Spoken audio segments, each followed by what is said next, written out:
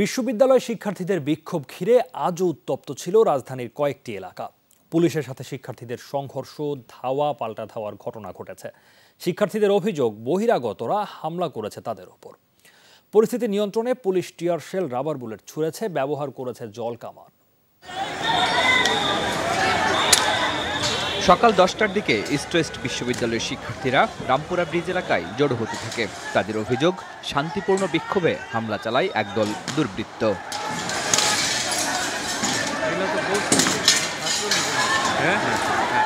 এক পর্যায়ে বিশ্ববিদ্যালয়ের ভেতরে অবস্থান নেয় ছাত্রছাত্রীরা। সেখানেও প্রধান ফটকে হামলা চালায় কয়েকজন যুবক।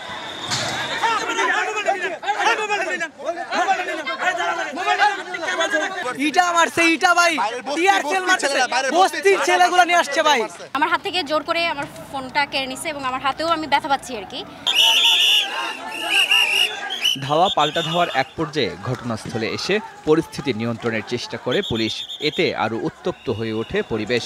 পরে টিয়ার শেল ও লাঠিচার্জ করে পুলিশ।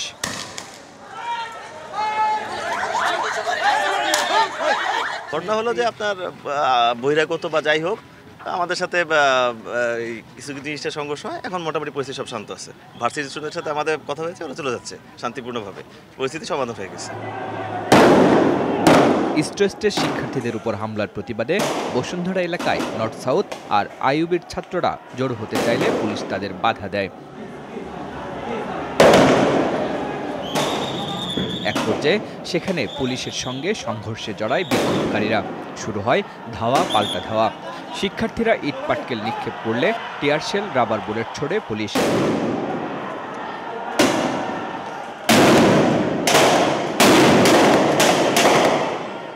আতঙ্ক ছড়িয়ে পড়ে পুরো এলাকায়। প্রায় 2 ঘন্টা চলে ধাওয়া পাল্টা ধাওয়া। শিক্ষার্থীদের অভিযোগ, পুলিশের সাথে বহিরাগতরাও তাদের উপর হামলা করেছে। আহত হয়েছে বেশ কয়েকজন।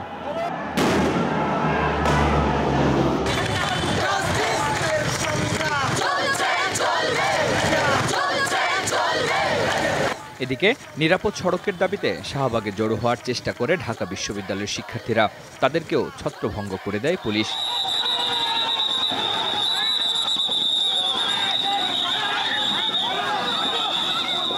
এতে বিক্ষুব্ধ শিক্ষার্থীরা পুলিশকে লক্ষ্য করে ইট পাটকেল ছোড়ে।